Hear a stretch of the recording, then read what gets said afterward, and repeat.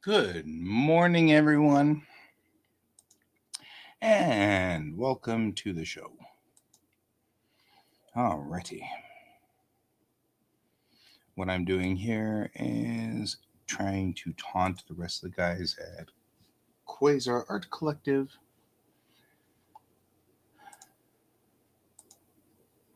Boom. Turn on the streamy thingy.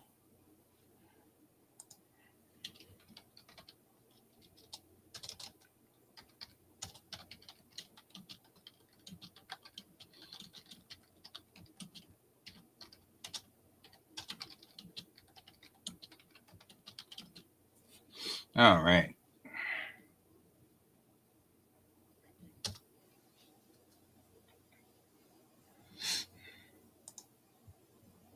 Alrighty.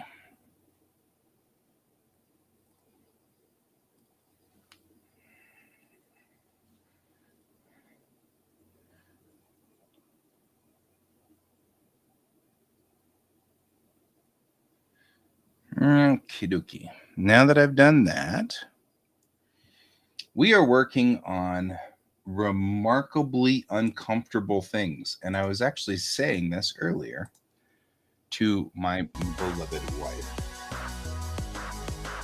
It is interesting how uncomfortable it is to do what I'm doing.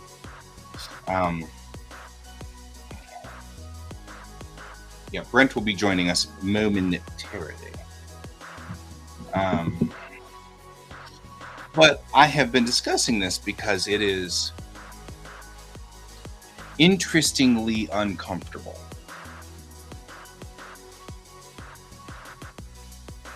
I am drawing a scene which involves Chang, the captain, and Jen, who is the previous AI. Part of the whole, one of the standing rules, these scenes, by the way, were written so that I would have sort of a setup for the characters so that I could see them. I'm very, very visual, so much so that sometimes I actually need to draw the scene out just to know what the person's character is, what their personality is.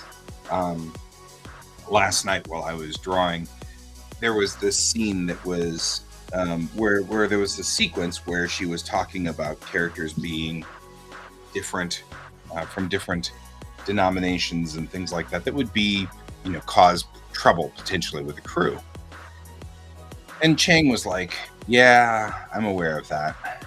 And I was like, I'm just now realizing, looking at the way that I'm drawing this, that Jen is actually kind of enjoying this.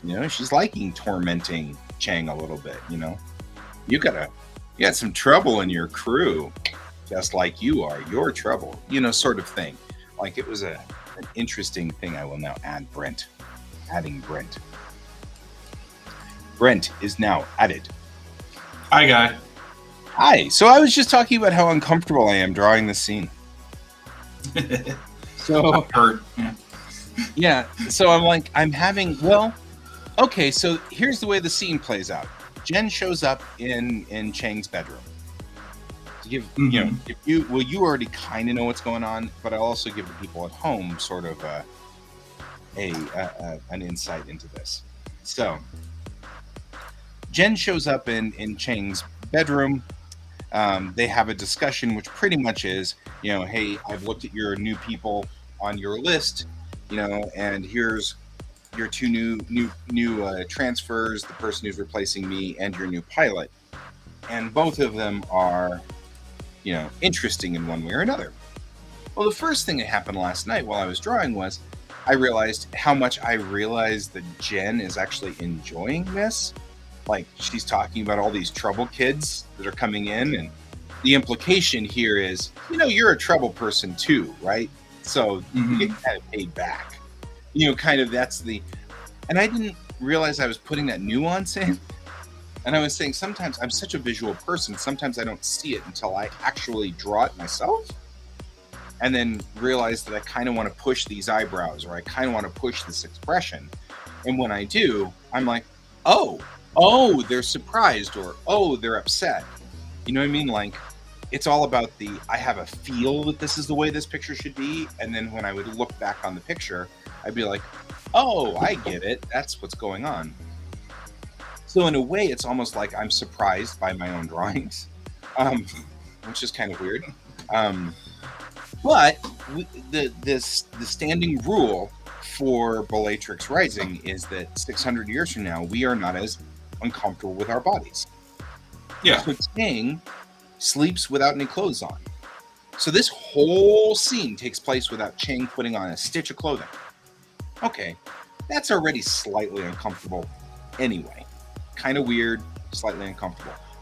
Weirder when they start saluting each other. That added a whole level of, oh, this is really, really weird to that entire sequence. It was like, that's so strange. But the rule that I have is, if you could see them doing this while one of them's wearing pajamas, then it would stand to reason that they would do it without clothes. And I could see it being a comedically funny scene if Chang was in her pajamas and saluting and everything like that. Even the military people would find that to be humorous and funny. But it adds an interesting aspect of almost inappropriateness with her not wearing any clothes. Which then leads to, hello, goodbye. Which totally leads to that entire concept of, why is that wrong? You know what I mean? It would be okay if it would be funny if she was wearing pajamas. You know? Yeah. Imagining Full Metal Jacket. You know, they're all standing there in their underwear and a t-shirt. You know what I mean? There's many a scene like that, though. What? There's many a scene in that movie like that, though. Exactly. By the way, happy Vets Day. Also, happy Thank you. A happy Marine birthday day, which was it. Happy you all invented your military in a bar somewhere. Okay. Everyone laughs at that one. I like that one. That one cracks me up. Mostly because I actually know where the Marines come from, and that's surprisingly accurate. It is. Definitely. So I'm humored by that. I think that's very funny. Anyway, additionally, now we have this additional scene. And at the end of this scene, they hug each other. That's even weirder. You know what I mean? Like, first of all, it's really weird because Chang is infinitely short. So we have that thing that Raph was talking about where it's like a child. That doesn't help. I mean, that was intentional as well. I mean, all of this is intentionally designed, but it's still like really, really, really weird. Pepper is here. Never fear, Pepper's here. I don't see a Pepper. There he is. Hello. Hi, Pepper. Hello. So, I am talking about how I have managed to disturb myself now with my own art. My own art is now starting to really like freak me out. That's not that hard to do. Yeah, probably. But I've been drawing this entire scene between Chang and Jen, and by the rules that I have set down in this comic, which this scene was supposed to illustrate, so this is the design. Chang has to be without clothes through the whole scene because that's the way she sleeps. So it'd be like somebody getting up in the middle of the night with their pajamas on. You know what I mean? Well, we've just gone through a sequence where the Jen stands up and salutes her, and she salutes back, and I'm like, okay, that is really weird. A naked person saluting is really, really bizarre. Okay. And that, How is and it bizarre, I was just, though? huh? How is it bizarre, though? Exactly. That's what I mean. Is like it shouldn't be, but it is, which means that I have managed to actually. The point that I'm trying to make is actually bothering me. which I find fascinating. Okay. As in, I'm not changing anything. I'm not altering it. I'm not switching this out. Although Maya did recommend that I put a little addendum in the very beginning, like a prologue that explains that this is the mission statement. And this isn't I've always wanted to see a naked girl salute. And so, it's a sexy thing. You know what I mean? Like, and I agree. I should probably do something that says, hey, this is intentional. And I'm asking the question of all of us. You know what I mean? Well, do you What really? are we comfortable with? Or is it more or less for like your purposes for the comic, for storytelling? No, wait. One more time, because that didn't make sense. What? Are you thinking it's a good idea for my suggestion due to the fact of you think you actually need it to help with your storytelling, or do you actually not need it and it's mainly for you? Right. Like, as in, do I think that I really do need it, or do I think that I just want to defend myself so that people won't freak out about me? Yeah. That's a good question, because I'm not 100% sure. Okay. Well, the good news is it'll take me some time to draw this, so Okay. I've got time to think it through. That's a very valuable statement. Like, am I doing this because like, is it going to enhance your story or is it not? Yeah. Well, moreover, do I need to defend myself? Or should I not?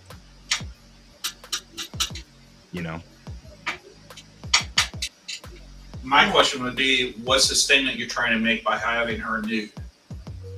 Are you just having her nude to be nude? Or are you just actually making a statement based off of her being in that situation? Oh, no. The statement I'm making is, aren't we weird about our nudity laws? And that has been the statement all along. So she's not naked to be naked. She's naked because it should be read like a scene where she was in her pajamas. Still, some of the things she's doing are somewhat inappropriate in pajamas too, but in pajamas, they would have been funny. It would have been comedic. Right? Like, that's what I was saying. If she was standing at attention and saluting in her little floofy pink pajamas with bunny slippers, we'd all be chuckling. Right? We'd be like, yeah, that's her being completely inappropriate, which is correct for the character. But you add her doing it naked, and it adds an entirely different question. Like, it's really strange. So, and that's the question I'm asking. Why? Why is that strange? I think it may just be strange due to the fact of you're overanalyzing the situation. Maybe. I also feel like, very straight up, I'm doing this because it is something that bothers me and shouldn't. I feel like it's not appropriate to bother me. You know what I mean? Like, I don't like the fact that this bothers me. Yeah.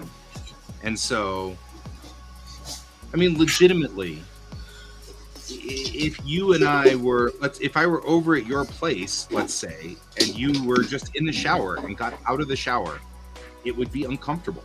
And it shouldn't be. We're buddies, we're friends. There's nothing going on between us. We're not, you know what I mean? Like, that shouldn't be a thing. I understand what you're saying, but I'm just going to say this right now. There are some people I don't want to see naked. Well, I mean, one could argue that there are some people you don't want to see. You know what I mean? Like, but you do anyway. It's just something I've been thinking a lot about. And even that statement there are some people I don't want to see naked. Okay. I mean, do you not want to go to the beach with these people? You're going to get... Well, I don't want to go to a nude beach now, but, What difference does a penis make? I mean, really, that's sort of the question. Like, well, first of all, you're talking to someone who's married to a man, and I know. that makes a very big difference depending on what the actions of the peanuts are going to do when they're around me. I get it. But presume it's me. That's not going to happen. None of that's going to happen because it's me, because I'm interested in girls, not guys. So there won't be that reaction. It'll just be a thing. Yes, I am aware of this guy, but this. I know. I'm just saying that, like, presume it's me, and then you're like, well, okay. The question then is, I don't know. These are all the things. Like, I'm now realizing that I have managed to actually freak myself out, which is funny. Messages from Bill. Hello. On that note, on Naked Men, here's Crazy. Bill. Wait, what? My work is Bill's having an emergency problem, so there was an emergency meeting. With you or without you? The meeting was with me. I was just part of it, I guess. My speaking portions were minimal. Gotcha. Yep. I was just saying that I have managed to effectively freak myself out now with my own thing that I'm trying, my own statement, my own political statement. I managed to freak myself out. So, So, I thought this was an art show. right? Well, This hasn't been an art show in a long time. especially the last one he was on. I'm only joking, guy. I know you are, but what am I? Wait, what? No, so I've been drawing a scene of which I've been doing one of the things that I wanted to do with this comic as a statement, and the statement has freaked me out. So now I'm freaked out. So Alright. Well, my phone's right there. Alright. see you later, Bill. Food was ordered, so now he's taking my phone so that he knows when it's coming. Yep, that's important.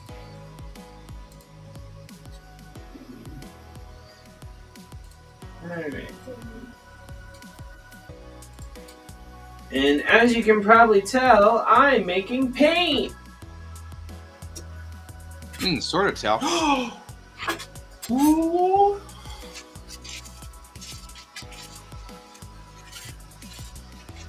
What color paint? Parisian green reproduction. So basically, it's a non-lethal version of Paris green. That reminds me, I need to ask you two a question. It's an arty question. Well, we wouldn't Artsy know question, anything I should about say. that because we're all political now. Yeah. Okay, what's the art question? Well, it's more so I need your opinion because you all do the art stuff. I'm not an artist. Well, I'm a hacker. I'm a maker, more so artist. You're a maker, I'm a maker. cabinet maker, yeah. So Gotcha. give me a second here. Let me share this. All right. My daughter is artistic style personality, which is What? cool. She's like you all.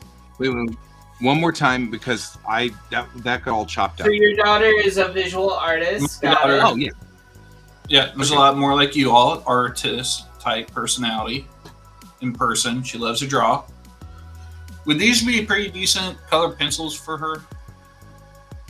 Prism colors. That's actually those are color pencils I used for school when I was doing graphic design, my graphic design degree. So yeah. Okay. My only concern with Prisma color pencils is they break really easily. Mm-hmm. So, like if you get them and she complains about it, just know that most art stores have individual pencils of that brand. So you can just pick one up whenever she runs out of just one. Okay. Yeah, because both Christmas and her birthday are coming up, so it's like, yay! Her birthday is literally days after Christmas. Yeah, being born around Christmas is not. Is like, in theory, everyone's like, oh, it should be so fun. But I've met too many people that are like, I hate my birthday being around Christmas. My parents always give me combo gifts.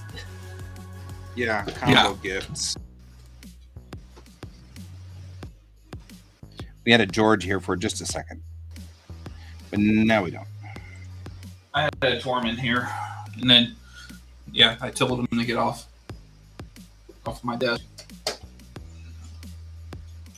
Yeah.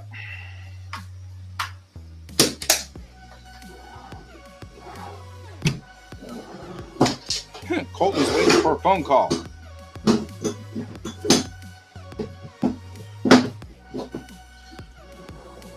Were you supposed to call him this morning, guy?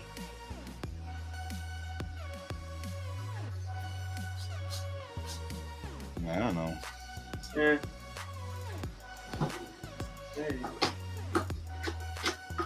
So, Pepper, you asked me a question a couple of days ago about 3D printers, right? Yeah, I did. So I have like one of those really old, like early 3D printers that were given to me. The company doesn't even support them anymore. It's not bad. It's just, it's not the greatest printer in the world. And I have a whole bunch of I have literally like spools of like filament for it, including like the filament that is like stretchy. Yeah. And like, I don't know, like, do I get another one? Like, can I get one that's like super affordable? Like, but what I was trying to do them for, like, it couldn't be accomplished on what I was trying to do and what happened, separate things. Like, just not, like, I couldn't You're make trying it to print my own. I could only download other people's files and print them. Yeah. With that machine. Which basically, I ended up going to a friend of mine who lives in the Netherlands to get something printed and mocked up because he switched over to doing it full time from being a school teacher. And I was just trying to help him make sure that I like still use his services. He's also doing like stuff for watercolor paint. Specifically, that's why I was also going to him, because like all of his builds are watercolor paint palettes and stuff like that. And I was able to do it on the machine that I have, but the filament basically would get to a point and then all of a sudden like it would spaz like 90% of the time. So like I had a whole bunch of wasted projects essentially. I don't need anything big with it. I can't use the old one. And now I have filament that is just taking up space. Okay. I don't know. I'm rambling now. I'm sorry. It's okay. No. So, when you're going to print mostly like your watercolor pots, right? Yeah. The little containers for it. Yeah. Like I had an idea to do like a 3 container set, and I found this one thing online where basically it had like 2 wells on the lid so that you could kind of mix the colors together. Mm-hmm. And then you could add like a little bit of water and stuff, and it turned out great. But this particular machine, like the hole to put the top connected to the base, it just didn't secure anything, so half of them broke. And then like to put an actual like well, like a pan in it was difficult because once you got it in, you could never take it back out. So it wasn't really good for that because, and they couldn't put paint in it because they put holes in the design. They put holes underneath every single well, so I couldn't just put direct paint into the thing. Yeah. So, although I did find some fairly interesting designs when I was making it, including like pans for inside the Altoids. I love those. Yeah, I've seen those a lot. I also found like models for maquettes and dolls for like basically having like models so that you can like have better things for artists and stuff like that.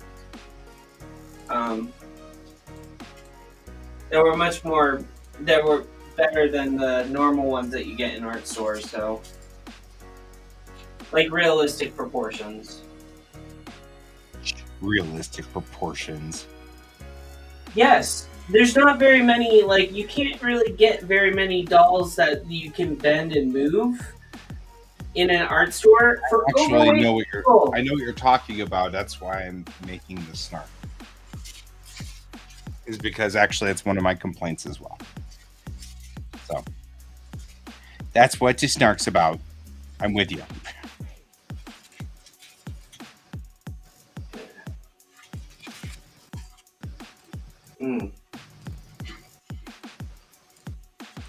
I looked at some. So like before I asked you, I did look at some on like Amazon. Right? Which I found some that I was like really like seemed like really cool. But like are filament ones going by the wayside and are resin taking over? Like I'm noticing yes and a trend. no. Okay. Yes and no. So what's going on is you still have a lot of people who do filament prints, like I do. You can see behind me the printer stack, and then I have the 2 pictures, or however, wherever they're at. And so resin is the way it's happening nowadays. It always comes down. Here, I'll show you. Like to size. So if you look here, like these are Altoid paint pots. Yeah. I've printed these time and time and time again for taking model paints to conventions, so I can sit there and paint and that type of thing. While this one right here is your watercolor half pot, or half pan, I should say, sorry. Just based off the size. I don't know why I did that. But if you're going to do like the pans, even at that size, your best bet is actually resin. And I don't have any of my resin stuff anymore. Half of it's disappeared. Thanks, Woman. Or wait. Maybe there's one in here. Nope. He's gone. So resin is a little bit more for like smaller objects. A lot more of the community that I'm in is the miniature models for wargaming. And the minis for that is better in resin because of the high detail and that type of thing, comparative to an FDM printer. Realistically, that is definitely a thing that I'm into with my resin printer, because like here's the scale of a, it's gonna be hard to see, but we talk about like the scale of starships here. Yeah. And like this is what I use my resin printer for, is because you can actually see like the individual warp nacelles and inside the impulse engines, and it looks like a cast resin object or cast resin object, as opposed to the FDM printer or the layer printers, which make them look like layer cakes, kind of in a way. Not necessarily. Yeah. You can see the layers a little bit easier, but it's like. Well, I mean, they're getting better, but I think that if you were to say the in general function, yeah, it depends on the size of the object. Is what I always tell people. Yeah, if you look at this, you get real close. Here, let me turn on my slide. Yep. And I'm overgeneralizing. Yeah. I mean, obviously, I'm overgeneralizing because, of course, as we're illustrating here. With the paint pots, what you do, Pepper, I would more so recommend like an FDM printer. And there are really some good ones out there that are very inexpensive. I have one myself. It's the Ego Mars, LEGOO Mars. Okay. And that's an older model of what it does. I'm listening. Yeah. This is my first time doing this reproduction for the screen.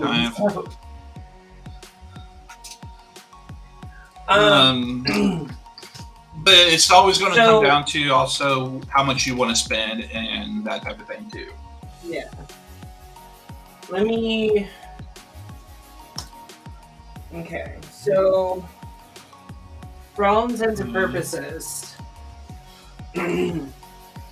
so this is a 3D printed with filament right here. Yeah. Okay. This is a regular casted, like normal paint pan. My paints pop out of these. They don't pop out of these. Okay. Unless it's incredibly dry. So the filament ones actually create ridges for the paint to stick on. Mm-hmm. Does the printer that you're recommending, like, do they do some type of effect on that? Or is it, like, completely smooth? It does have the ridges. It does have the lines. They're a lot smaller because of the detail that they do. If you're looking for, like, let's say you have to produce 100 of those pans, then FDM is probably the way that you want to go.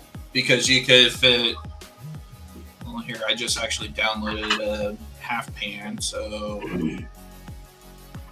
So I think I've already shown you this print, right? So this is all based on filament. Yeah. The filament that's used, like, I guess the printer that he uses, they're really small ridges compared to the one that I was using. Mm-hmm. So, I guess what I mean is, like, what I'm asking is, if I get this, can I essentially recreate this so I don't have to have it constantly being ordered from the Netherlands? Oh, yes. Okay. Yeah. If you have the file, since we collaborated on what everything was going to look like for the actual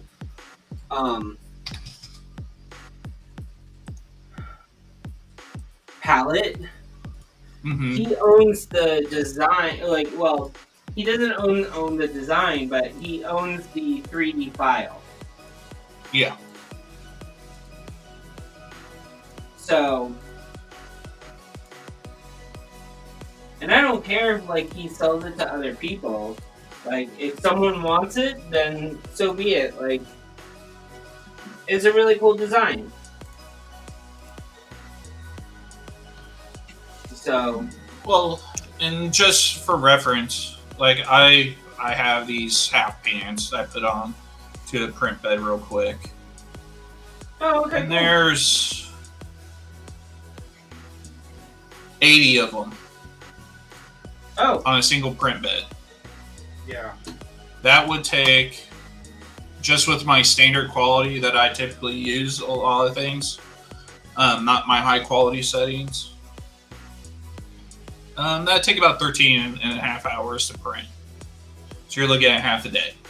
Still faster than shipping it in from the Netherlands. Yeah, yeah. definitely. Now with the, I may have to go out and grab the software again. Well, I mean, since the guy that I go to also makes watercolor paint, and he's like, the handmade watercolor community are super nice with one another. So, like, he makes a lot of paint pans for different people. So I'm like, I'm not trying to put him out of business or anything. Please don't. Oh think no, that yeah, I'm- no, I Yeah. totally was thinking that. No, I wasn't. no. I know you were, guy. Totally was. Yeah, because he knows, like, he makes like specific pans for people that are in like shapes, like birds and teddy bears, and I think he's also made like them look like eyes, and it's really cool. Some of the stuff that I picked up from him, like this guy. It's like an S curve in the center, dividing a half pan. And then you have this one, which is a full pan with 3 different versions, with 3 different wells for different paints. The holes are due to manufacturing issues, so. And that's a little bit of the downfall of the of that layer height of some of the settings. Shoot, give me a second here. I'm actually trying to get my resin printer slicing software up, and I can. Oh, this guy at times.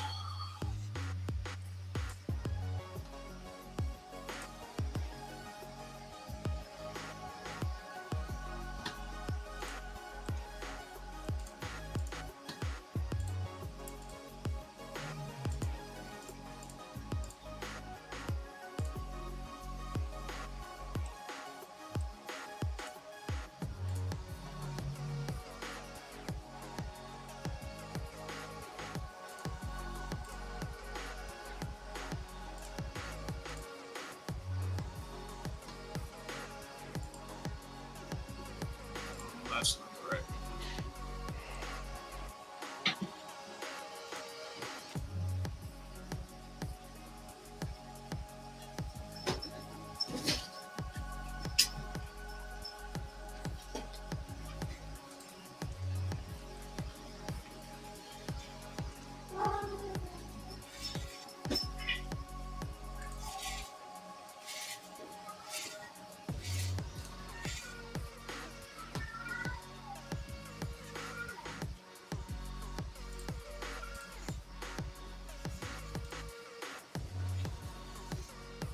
Well, he's all mad at you for not paying attention to you. We're paying attention to him. Foreman? No, he sees the neighborhood cat running around. Oh, yeah. Yeah, there's like 2 or 3, and then they come by because they know he's stuck inside, so he gets all angry about it.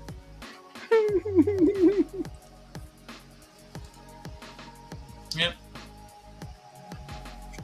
He's literally standing in my window now trying to find them because they ran off. He's like, guess you're jerks. Yeah.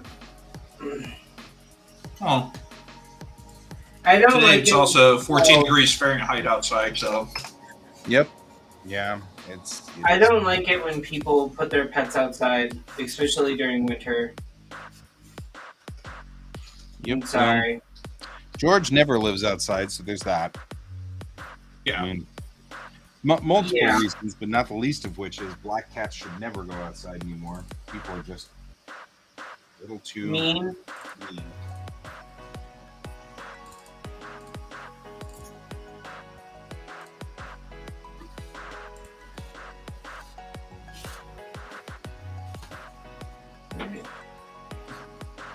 Come here, Torn. Come here.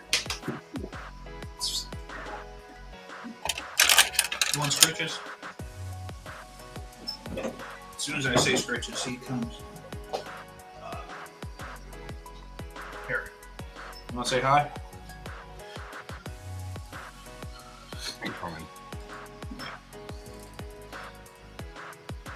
And then as soon as I put him up, he's like, "Nope, I don't want to be here." Nope. George did the same thing this morning. He was like, yeah, no. But thanks, though. Now he's rubbing up on my feet.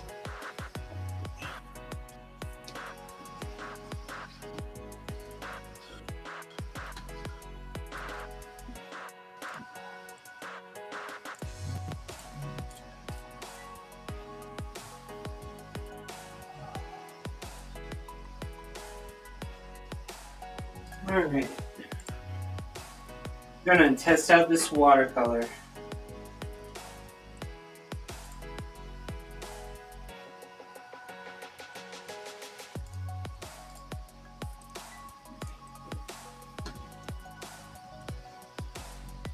Ooh.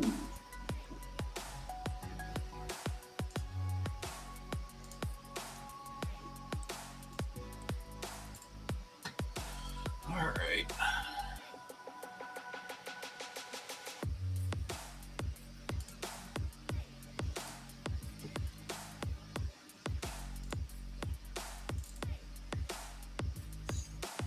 What do you guys think? Oh, I like it. That's is the top one a different, supposed to be a different? Just different opacity. I layered it more. Oh, okay. Bottom I one's like more it. of like a wash.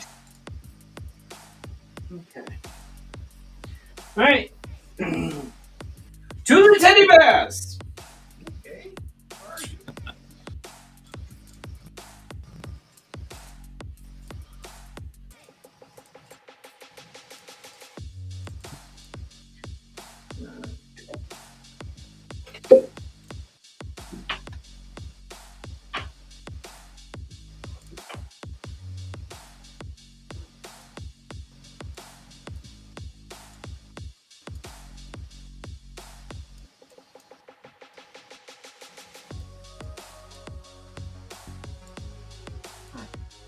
Weird.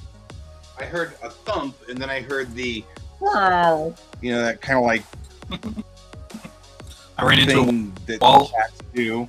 That sounds kind of like a "I'm hurt" sort of thing. I don't know. And I can't find him. He's somewhere around here, though. Hope he's okay.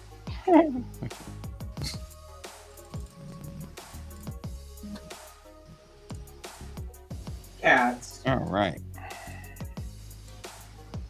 Now I can remove the mosaic. Finally. Because all of those scenes are now complete. Which means that I can draw those 4 pages this weekend if I want to, if I've got time at the meeting.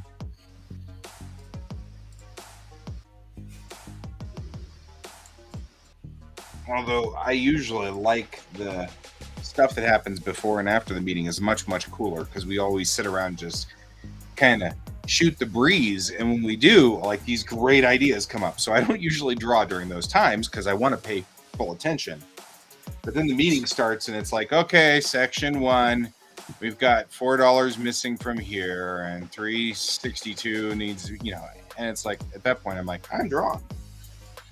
Doesn't really go that detailed, but that's actually something that the con chair was talking to me yesterday about, because I called her for an unrelated thing, and she was like, so do you feel like our board meetings are a little too, like, boring? And I'm like, well, yeah, but I figured that was because I'm an artist, and us art people don't do well with the sit here and pretend like we're all real people thing, And so I just assumed that was just me. And she's like, you're not alone. A lot of our people are kind of feeling that. I was like, oh, okay, interesting. So she was like, so I've been thinking about doing more targeted, where it's just the stuff that affects the whole convention at this meeting. And then anything that's a smaller piece would be done in smaller groups. And I was like, oh, okay. So this may actually be like a really cool, full meeting full of like interesting stuff. So Pepper, real quick, What's up? if you were to do the same resin printer I have, the Eagle Mars, because I fired up the software and then did those half pans again. You can get about 18. 1, 2, 3. Okay. 2, 3, 4, 5, 6. I got 18 of them on a single print, and it takes about 45 minutes to maybe an hour. That's not bad.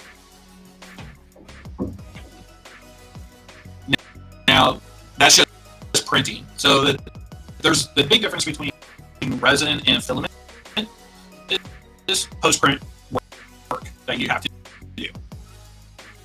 And Guy can... You have to, for resin printing, you have to clean them, right? After you take off this. Yep. You have to wash it, then you have to cure it, put it in like a UV box, and then once it's done curing, then you can use it, because resin is actually a pretty toxic material. Yeah. So it just all comes down to different things. Again, it's always cost versus usage and everything else that you would do with it too. Gotcha. All right. Excuse me. I have like paint going everywhere. All right. Let's fill some molds.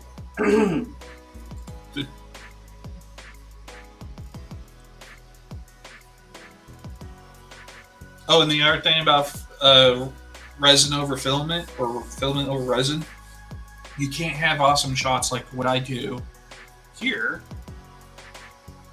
and have it record and shoot videos of the paint of the print jobs.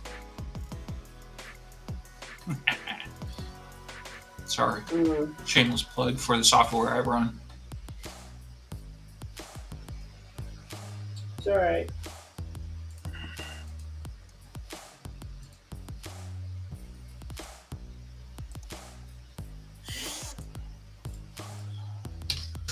This is a lot harder than I realized.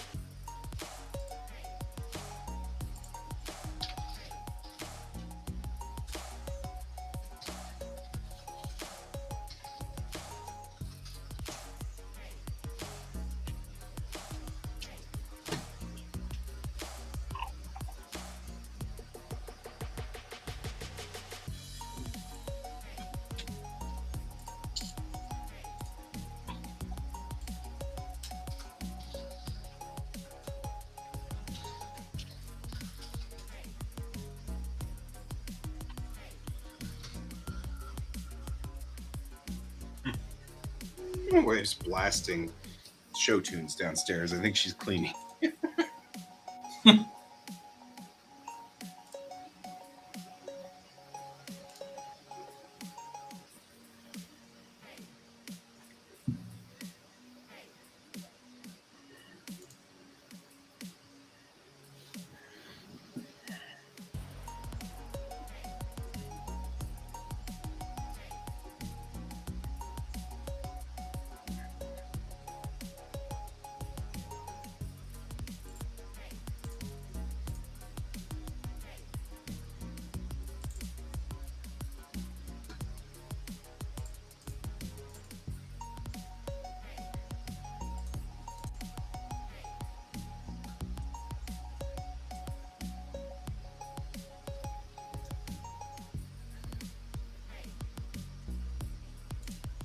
Hey. Hey. Hey. Hey. Hey. The music's back to haying again.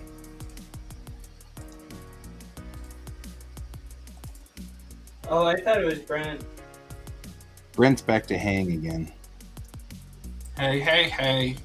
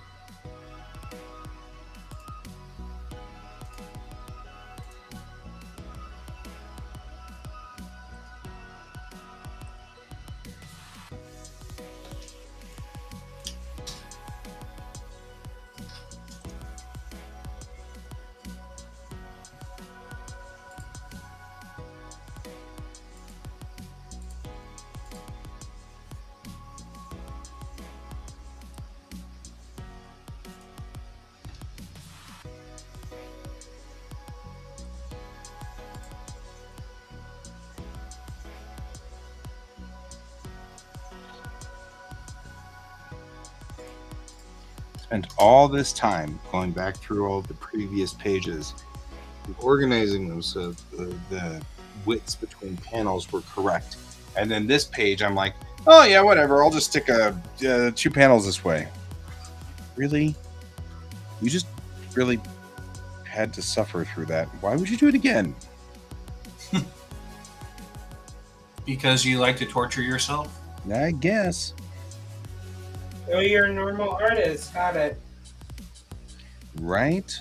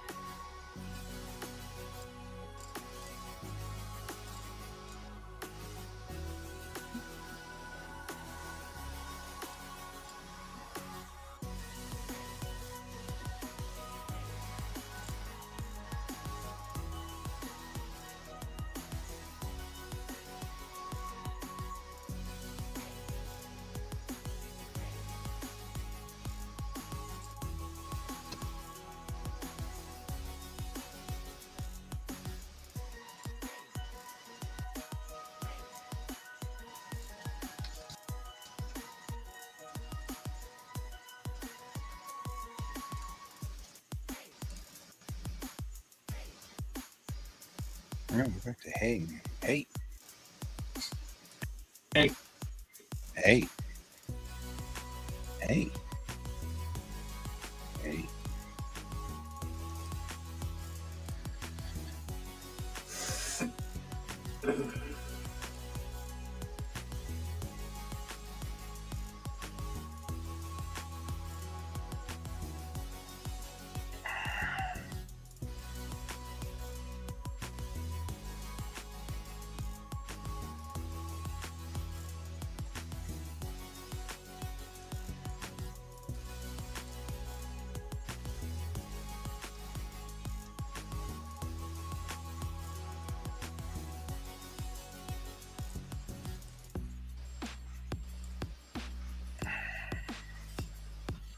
I love the slicer on this. Just so cool.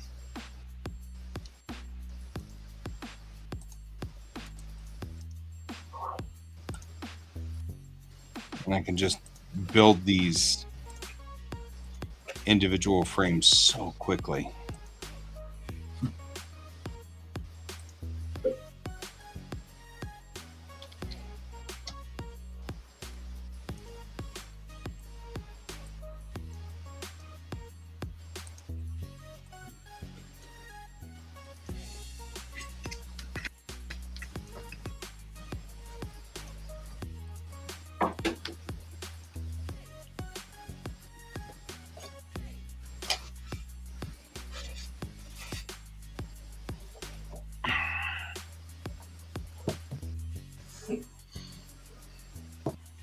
I'll be right back.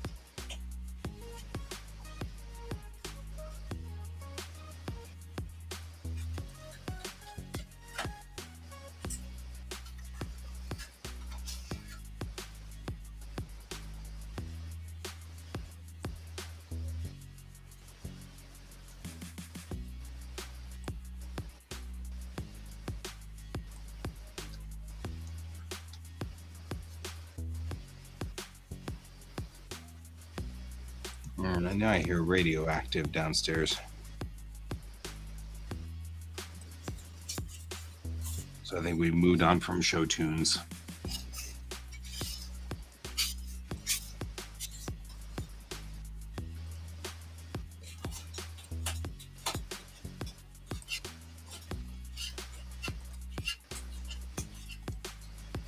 Is Maya not working today? No, she's not. She's got the day off.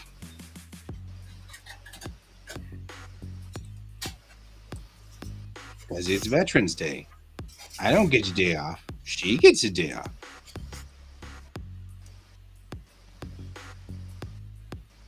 Well, as an artist guy, you can take the day off. Now these guys have to be ready to go and rock and roll so that I can draw while I'm at the meeting this weekend. Because if we're really lucky, I'll finish all of these scenes and then I will not have to mess with this at all next week. Mhm. If we're really lucky, but I don't think I'll be that lucky.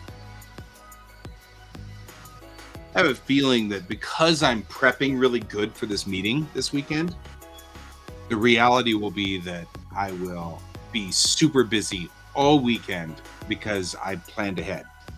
If I hadn't planned ahead, though, you could guarantee that I'd be bored out of my board pieces.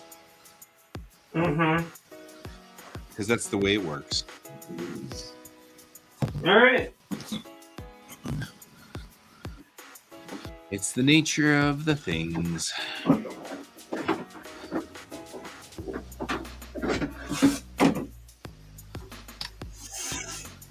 Alrighty.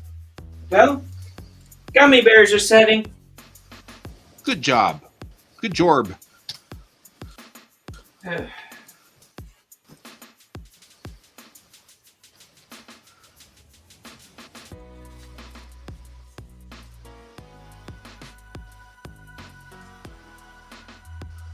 Yeah, so this is super concentrated.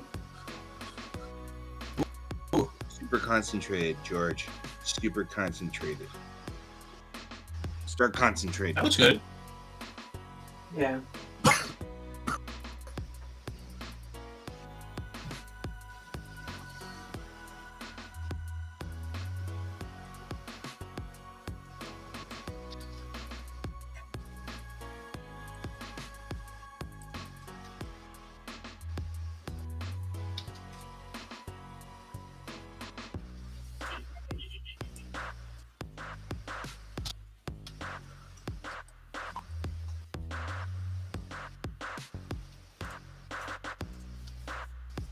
Alright.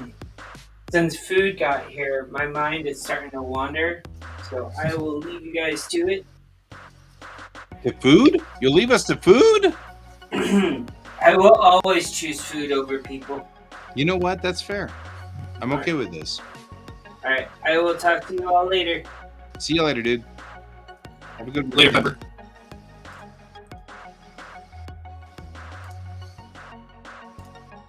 No, And then there were two. and it is down to me. Down to you. We're talking about got here. For some reason, I'm having a hard time with your transmission.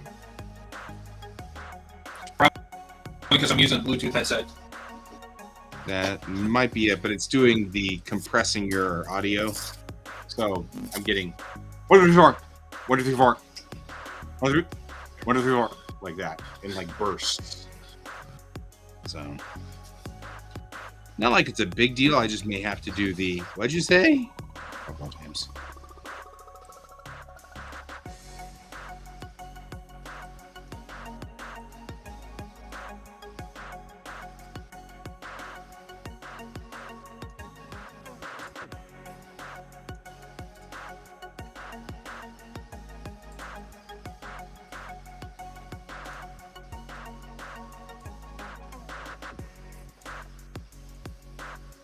Is that better? Oh yeah, it's much better. Okay. So no, I was using the audio from my camera. Weird. Man.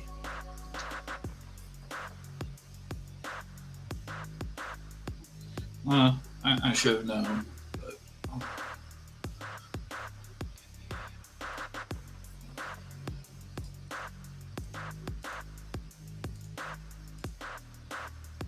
All right.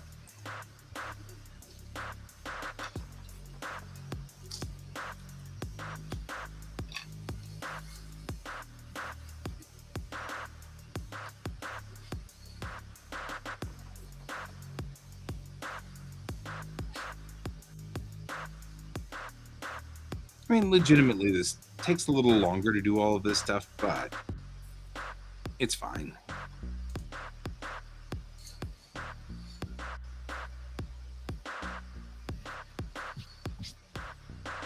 may take longer, I but like it looks this better. That's what I was thinking. Is it looks a whole lot better to do it this way. So the last time I did the last issue 1, kind of got squirrely between part 1 and part 2 because I was learning how to use all the software. Mm-hmm. And this is from the get-go ground up, built the way that it should be built. And now this is number 2 because I did the tech manual as well. Yeah. In this ground up format, which is perfect.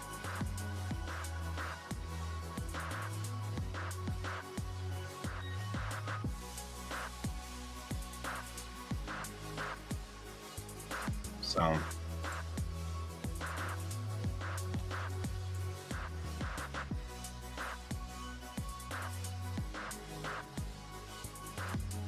It is so much easier, and I don't have to adjust the gutters between all of my panels.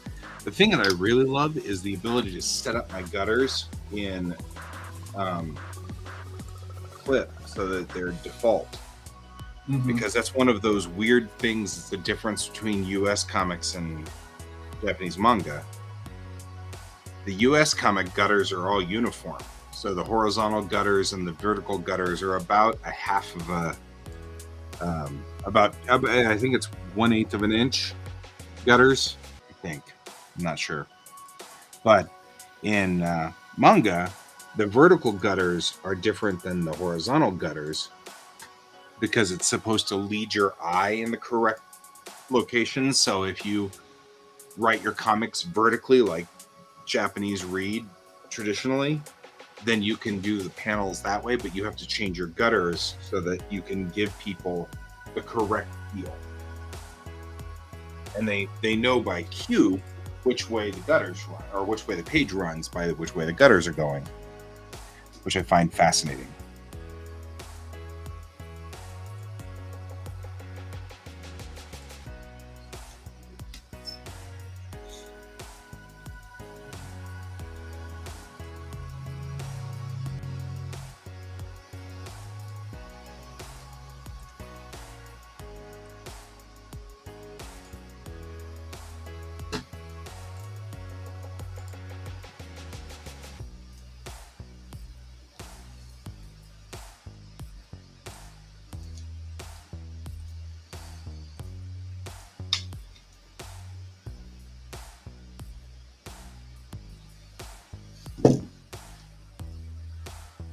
Let's see.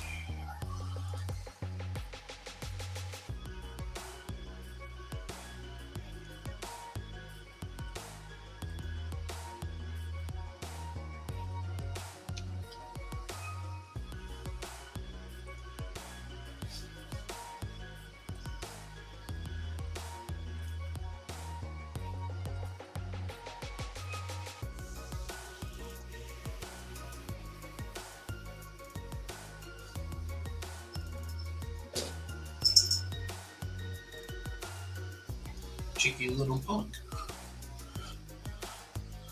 I slide away from my desk and Tormund tries to jump up on it. 'Tis the nature of the beast. Yeah.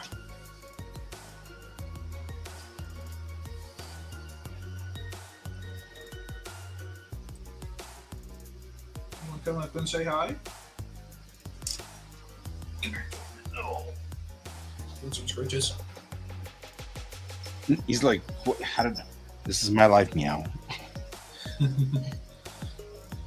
Daddy's home, so he gets to pet me all the time now. Come Sunday, he's going to be like, aren't you supposed to be at work? Right. Why are you still here?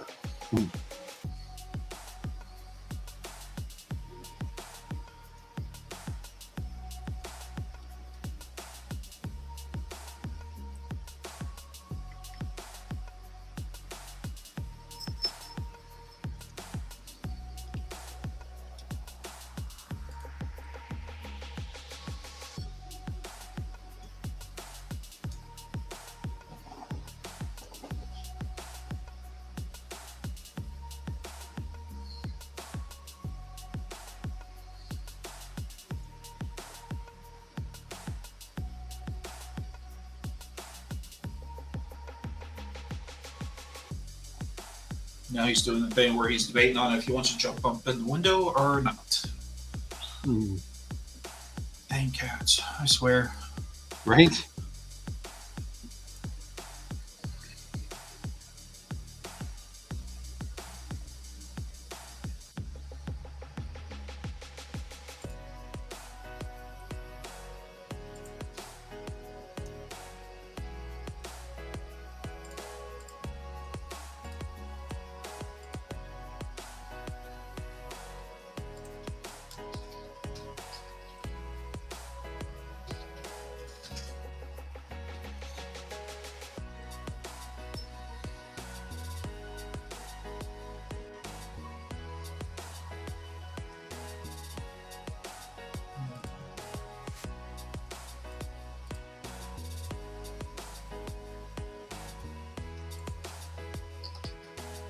Just realized that no matter which way you put it, this like platform the ship is docked to is actually like 2 stories tall.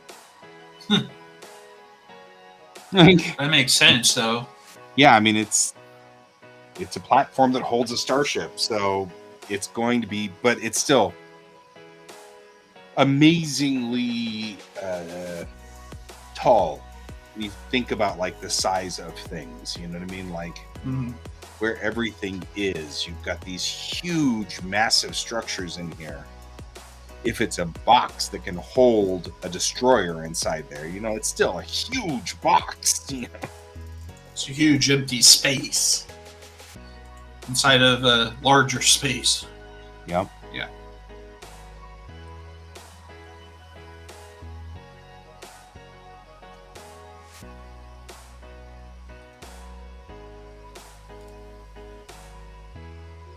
No, I feel like it really should be centered, though. Like the things on the side are where we park, say, you know, MPVs and stuff like that. They hang out on the sides. Corvettes are going to land on these big platforms for Corvette-sized ships.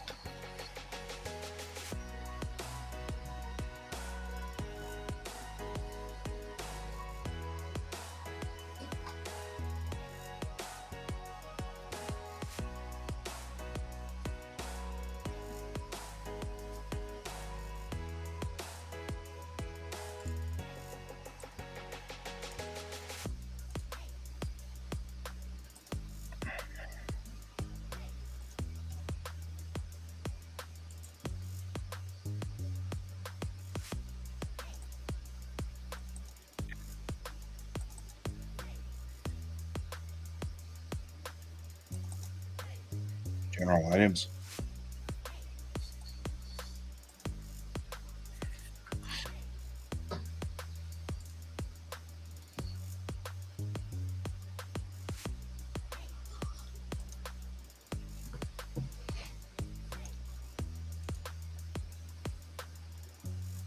Did y'all get snow down in the Denver area recently? No, I mean, we had a storm come through. I feel like it was last week, but yeah, it was minor.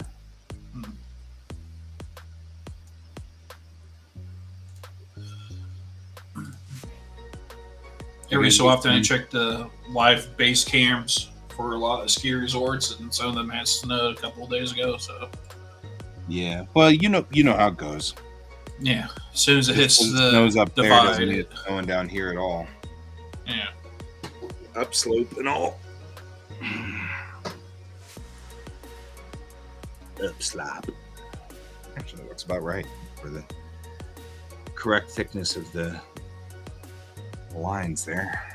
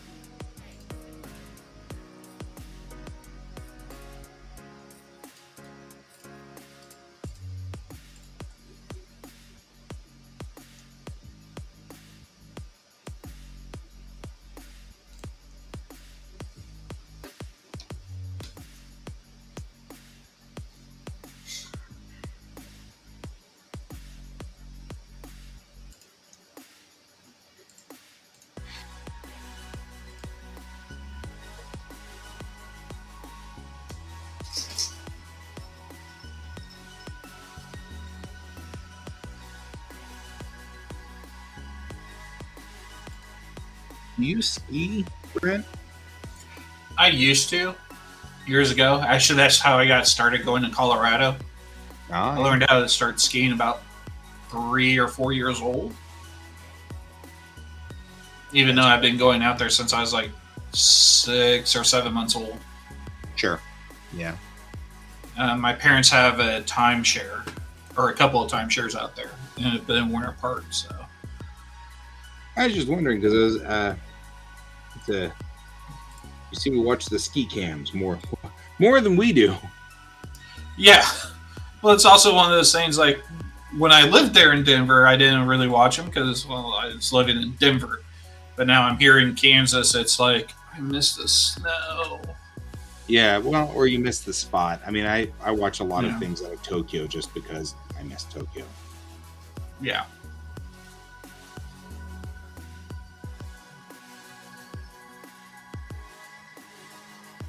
But yeah, I miss it out there, honestly.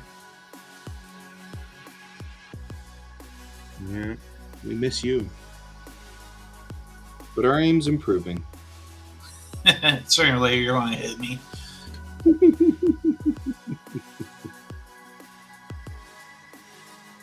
Yes, I do know that joke. Of course you do.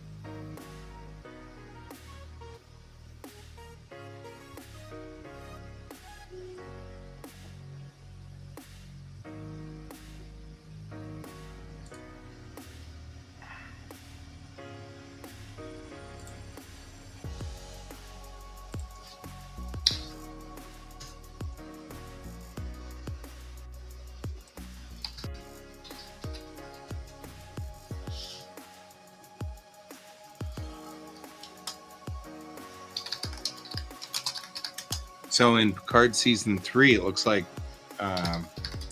LeVar Burton's actual daughter is going to play the young LaForge.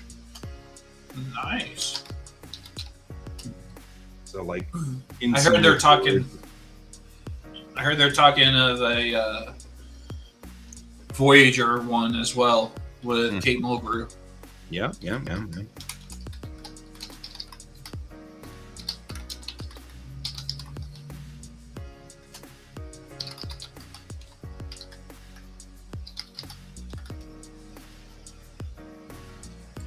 So I'm that okay would with be that. pretty interesting. Yeah.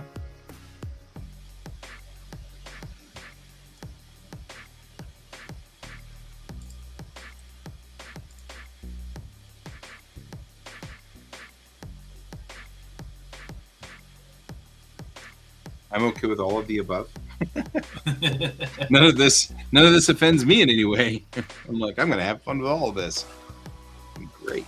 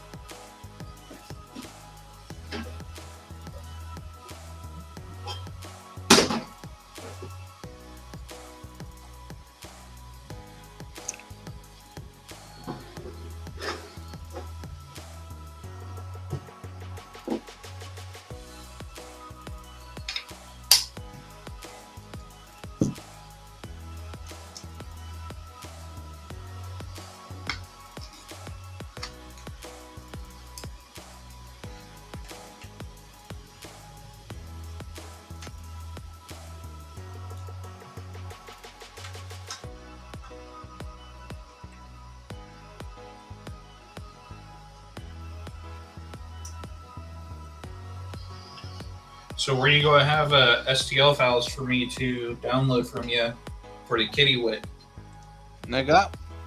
I guess you could take it at any time. I'd be curious what would happen if we tried to print them. And that's why I download them. Print them. Right. Sure, like, so that we can print them. Yeah. Let's talk next week about that. Because it's actually something that we kind of sounds like a thing that would be interesting.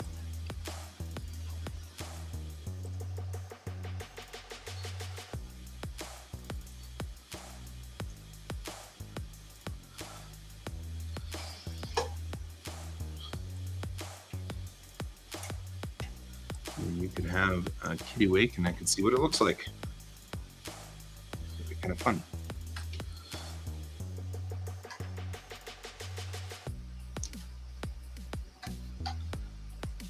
In an MPV. Yep, that one's a little harder because we're gonna have to work on joints and things like that. The model that I've got, they just pass right through each other and it doesn't really matter. As long as they're not passing through each other when I finally take the snapshot of it, it doesn't really matter.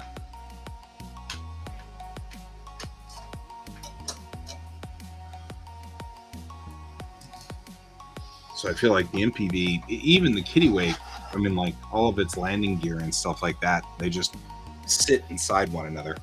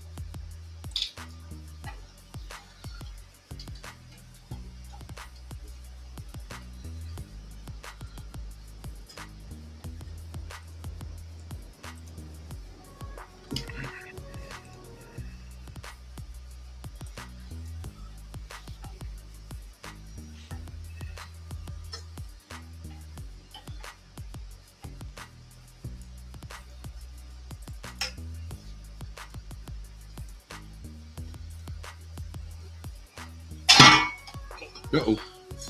No dying. I'm retaking apart my resin printer because I need to figure out what version I have of the motherboard, so I know which version I need to flash software to. So it's one of those things where if they don't have easy to read markings, it's hard to identify. Fair. So you have to do some disassembly. No disassemble. Number 5 is alive. I haven't seen that movie in a while. Right. There we go. Now she's sitting on the pad. Our last pilot was apparently drunk. Okay, that's why we have a new pilot, right? Makes total sense to me. Word down on the pad, people.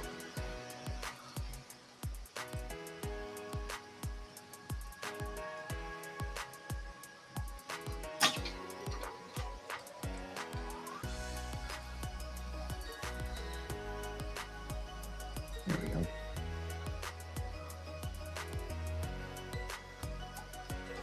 And we can still clear that destroyer's gravity blade. Which is important. That destroyer's gravity blade is a big, oppressive piece of machinery right in front of our spacecraft.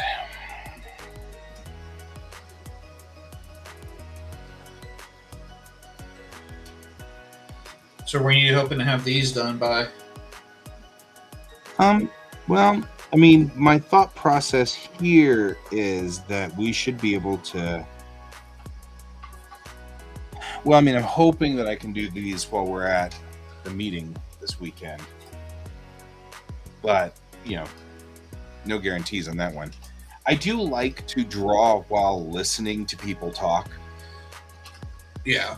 That is a thing I like to do.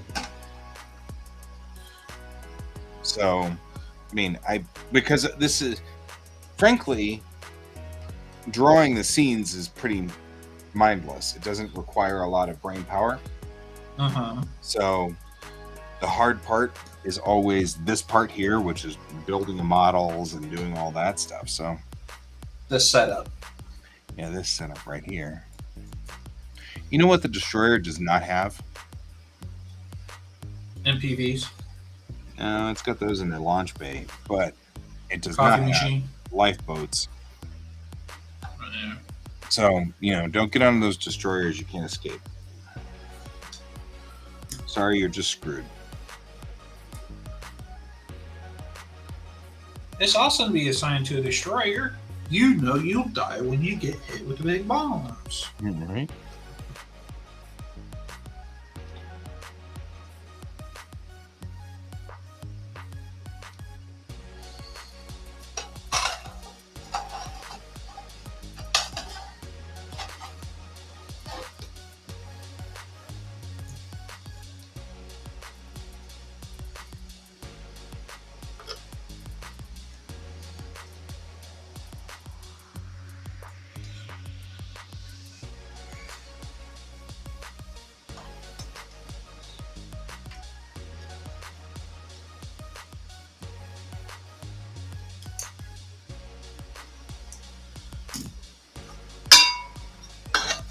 It's funny that even as a small spacecraft, this is still huge.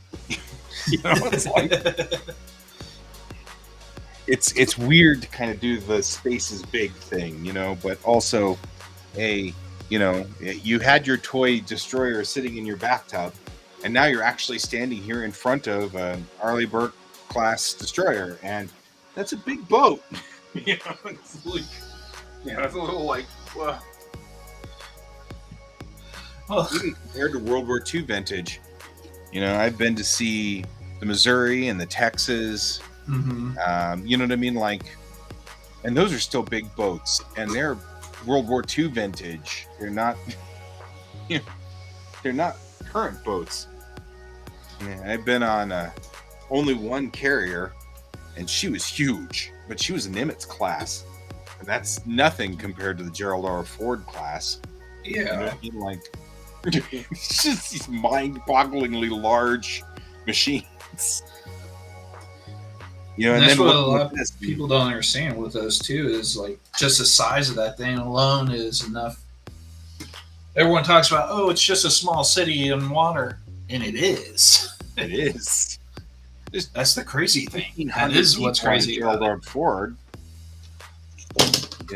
What's so funny is then people are talking about the Enterprise D, which has 1,000 people on board, and everybody's like, "There's no way. That's too many people." And you're like, you know what? If you stuck all of them on the hull of the ship, standing, let's say, just a meter apart, right? All 1,000 of them, they'd barely cover up just the name of the Enterprise on the dish. That ship is massive, so big. And the funny part is that it always shows people walking everywhere, and there's all these people. And in reality, 1,000 people on that ship, you'd never see them because it's 4 times the size of an aircraft carrier. And an aircraft carrier has twice the complement. You know what I mean? And the Enterprise is not carrying airplanes. It's carriers have to eat up a lot of space to store a whole bunch of F-18s, just hanging out inside there. They've just got to sit somewhere. It's so funny to think about that, just the size of things. But which is one of the reasons why that's what this comic story is about. Is yes, the Kittiwake is tiny, however, that's still huge. Yeah. She's a little teeny ship, but she still carries 45 people, and she's still big, still 5 stories tall.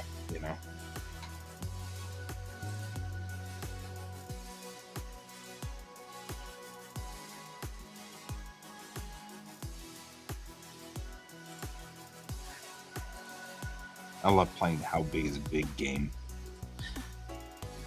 It's kind of like when I play the How Old Are You compared to Me game.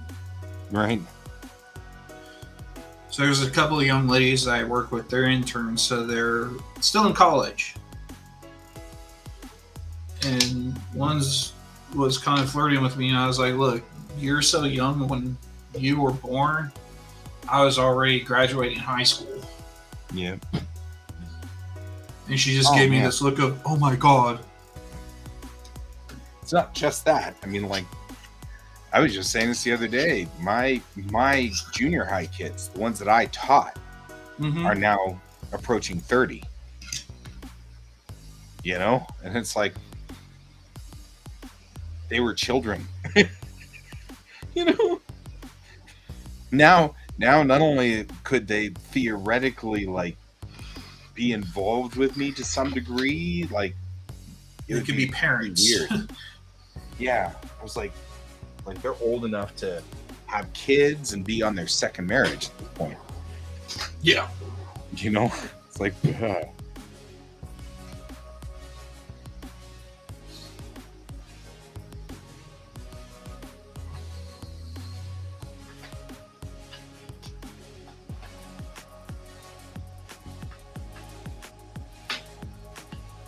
I like this picture. This is kind of cool. Kittiwake sitting on the pad.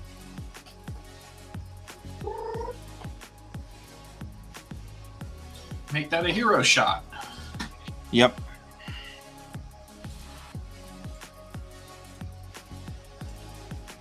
I need to keep going under, though, a little bit more.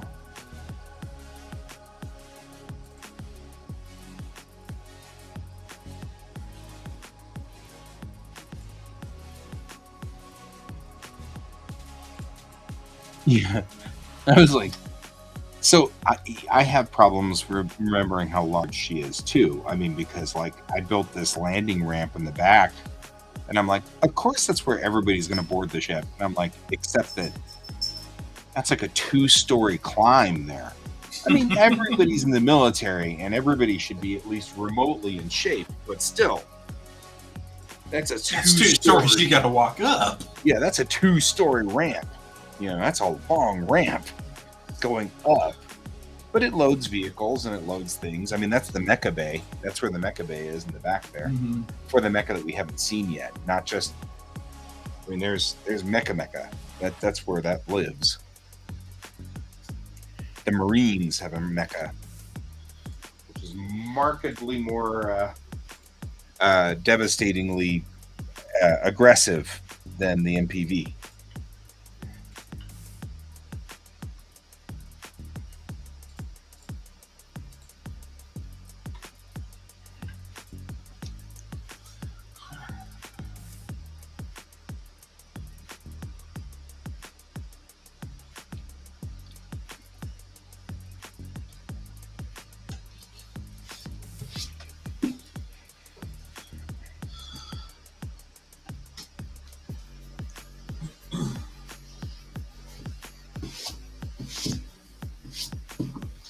Well, I should have my resin printer up and running fully now later today.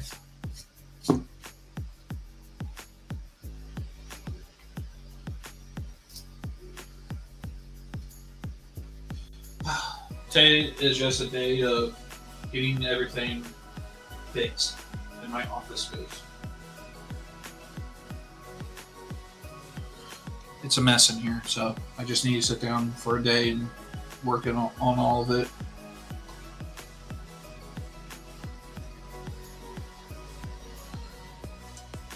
But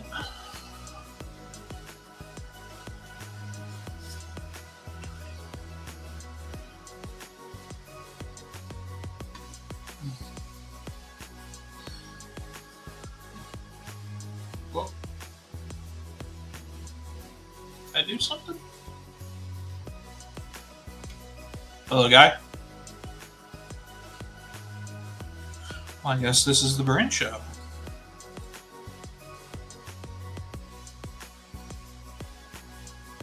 Well, hello, folks.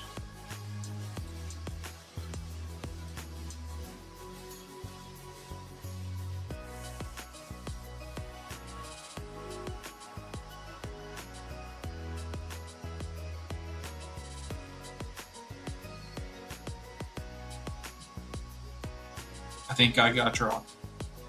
It happens once in a while. It's okay.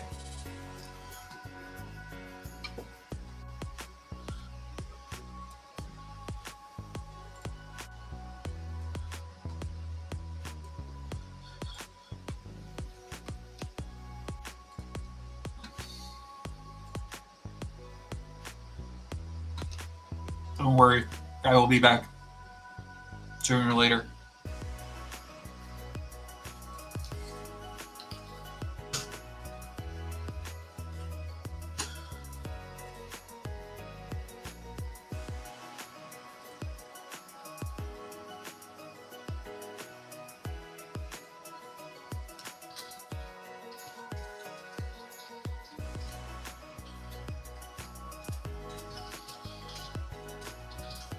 So, it looks like Guy's internet went down today.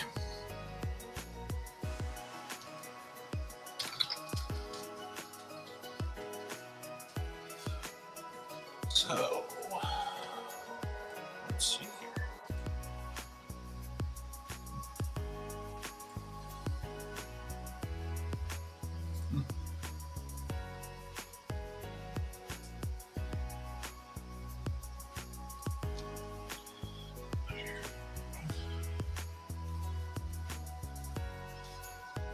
Well, this is very interesting because it makes me wonder now. How will we do this?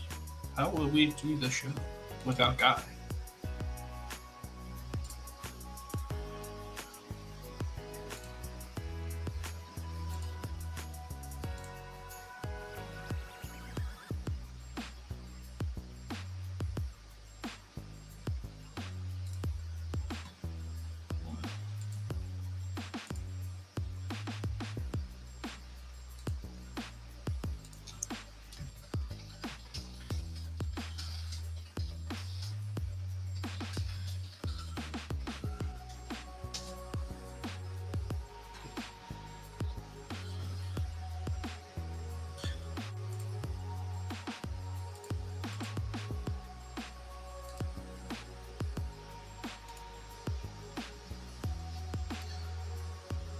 So all I'm doing right now, we wait to see if Guy gets back on or not, because I don't know if I can end the show. That's the question. That's the 5-minute question.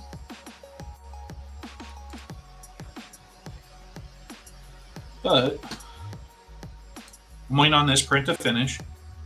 So this printer that you see on my screen right now, which is number 1, this side. That guy on the upper part, that's number 1. He's got a new motherboard. It's quiet as hell, which is nice, because normally you get this beep sound. So I may have to update my other one. And I'm just printing something to put up on my wall with this red filament that I picked up.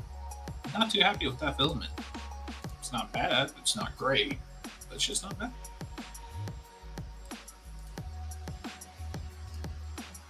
So,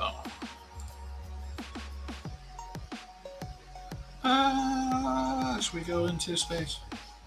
Sorry, I need to move that over here. So as you can see, it's about 75% complete. If it works, then I'm getting more filament in today. Then number 2 here will actually be printing. What do I select? This guy, which is a body of an R2 unit. I've been waiting for a brand new roll of filament so I can print this guy. Naming it after a buddy of mine, Ish, who passed away about a year ago now. Good guy. I miss him.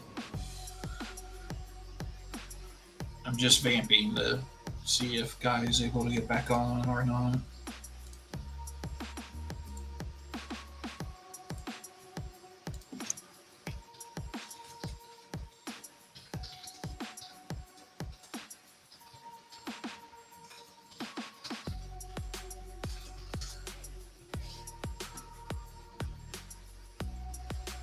So, well, that's also going on.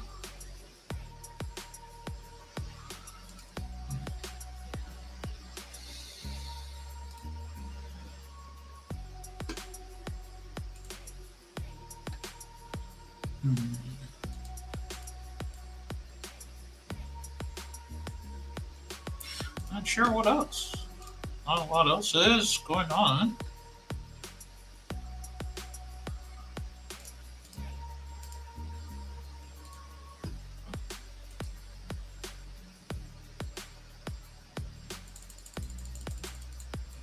This is the software I was using earlier for Pepper's question.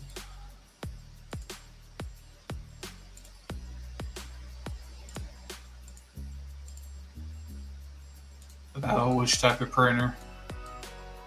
Really think you should just go with the FDM. Particular models I don't try to recommend. I try to recommend series, just for the simple fact that everyone's abilities is not the same as what I know and do. Like I say, I'm more of a maker. Generic term is, or the original term is hacker, just because we hack things together. And then hacker is turned into the ominous aspect of I break into computers, which I don't agree with. On a personal level. Professional, some of that stuff's been hilarious at my job. Oh, there we go. Now I'm back. Hey, he's back. That was a really amazingly long time of dead. Yeah. I was just vamping to kind of keep people happy. Keep people happy. That's like the mantra for the day. Yep.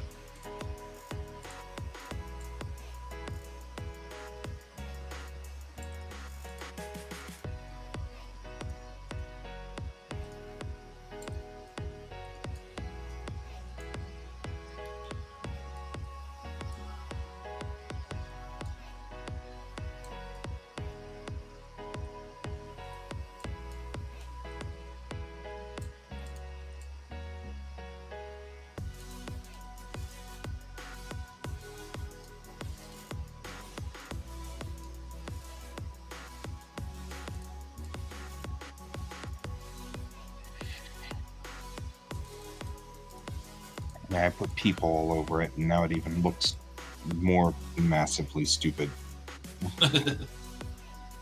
There's all these people now all over it, and you're like, bah, it's a big ship. It's a big ship. Well, it also gives people a reference. Yeah. You can also like get a feel of originally the scene that I'm drawing, when this is why I do the 3D rendering first. The scene that I'm drawing was supposed to have Mayrel talking to Bennett by this left nacelle, or this right nacelle over here. But now looking at it, there is enough clearance under there that if Bennett has an access hatch open on the nacelle, she's going to be doing the reaching up way up here and trying to get into that access hatch. Yeah. That nacelle is a good 7 or 8 feet above above the ground level. I mean, and it hangs really low, and it's still 7 or 8 feet above the deck.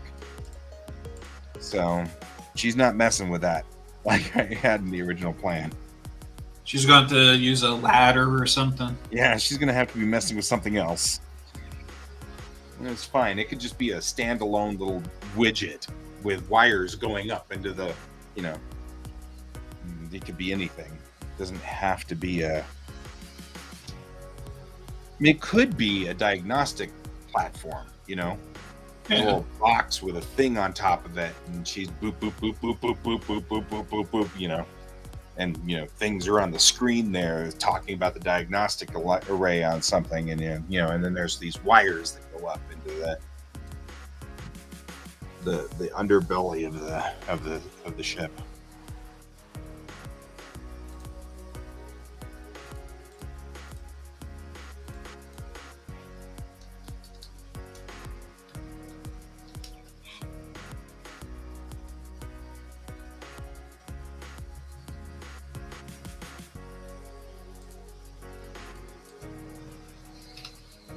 Well, I made it back for 5 minutes before the show's over.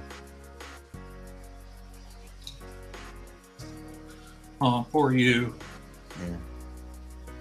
Well, somebody's been cooking all morning downstairs, and it smells really good. And now I'm like, I don't know what she's doing, but it smells good. I'm kind of like, hungry. Now I'm kind of hungry. Honey, I'm hungry now. Right? I'm like, I might be a little hungry.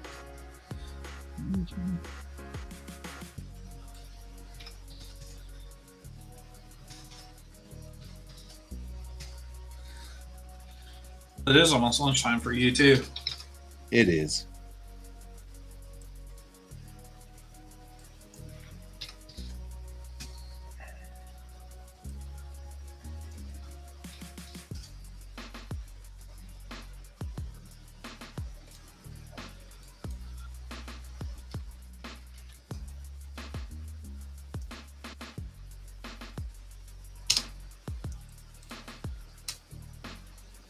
Now I gotta pack up and go to this meeting. It's all wiggling along, isn't it? It is.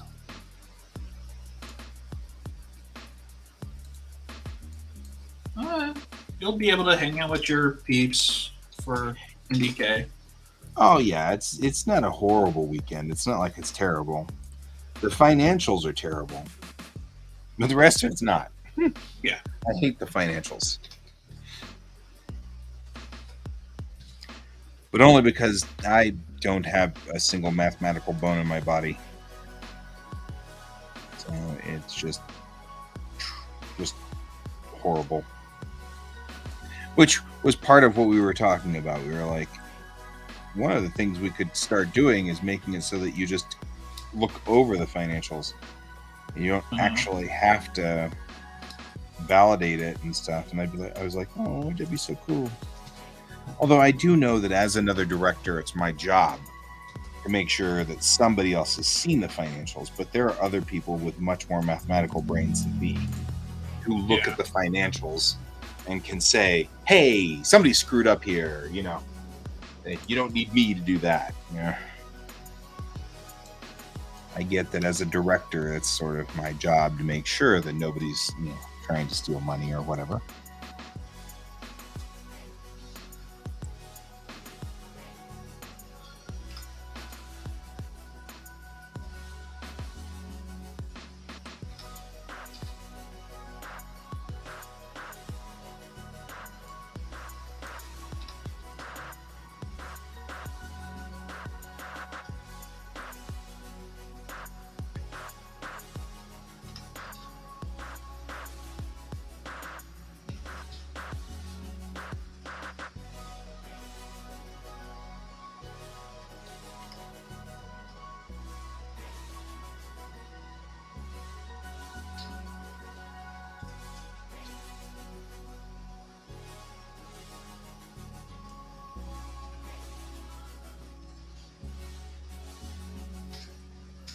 So I joined the kablooey social media, Yeah. which I think is kind of cool. But the guy and I have been talking a lot about how to make a social media site that does not in fact involve making it so that I have to ban certain words or whatever. And I thought that was cool. He's like, I don't want to get into that quagmire. I don't want to get that, No one really does. Yeah. Yeah, I don't even think Elon Musk wanted to be in that quagmire. I think he's discovered he's in a quagmire and he didn't want to be in that. I think the funniest part is that whole Elon Musk thing is a literal example for me of what's going on in our society that people aren't seeing. Elon Musk bought into the Twitter is liberal and restricting conservatives hype. Uh-huh. When he got in there, he found out that no, it's not. It's running by itself and nobody's in charge. And now he's like, now they're looking to me to fix this problem, and it's not a real problem that can be fixed. Yeah. And I mean, I've had arguments with people about this, and the arguments are always, well, how do you know for sure? And I'm like, because Twitter has 8 billion posts a day, and there aren't 8 billion people in there. You can't even, even if you order of magnitude it down one, there are not 8 million people in Twitter watching posts. So there's no way a human is going, this is a conservative post, we will now get rid of it. There is no way, And just like everything, like it has a hard enough time blocking bad words. There's no way it could find, the word Trump and delete those or anything like that. Because what's happening is people are not spelling it Trump, and the posts where they don't spell it correctly are still getting, denigrated. Which means something else is at work here. It's a side effect of something else. And I'm like, that's the problem, is people think that it's not, and it is. So it's a thing. I'm fascinated by it. I'm also fascinated by people who think that they've got a solution to this, and I'm like, yeah, you probably don't. Just saying. Because nobody wants to think that the problem is that these things are running out of control. No. Nobody wants to think that. They all want it to be some evil faction, evil corporation. On the other side. Yeah, some evil corporation or an evil group, or somebody trying. Silencing a group is a terrifying thing in U.S. culture. We don't like that. Rightfully so. We don't like to be silenced. So it's a thing. Interesting but true. So anyway, I am intrigued because I'm seeing it happen. It's clear he's in the middle of this going, oh, so there's no way to fix this? And they're like, oh, no way to fix this. And that cracks me up. Like, you just now discovered the problem, didn't you? I'm like, welcome to the real world. It's cracking me up more than it should, probably. I think it's funny that for a long time Elon Musk was like the poster child for the liberals, and now he's the poster child for the conservatives. That cracks me up more than anything. See, my biggest issue with him is don't get me wrong, he's a highly intelligent guy. Sure. The stuff that he's done. He's also crazy. But he's a little bit off the rocker when it comes to some stuff. And I'm like, really? Yeah. Are you sure you want to go this route, my friend? I mean, I'm just saying. Mm-hmm.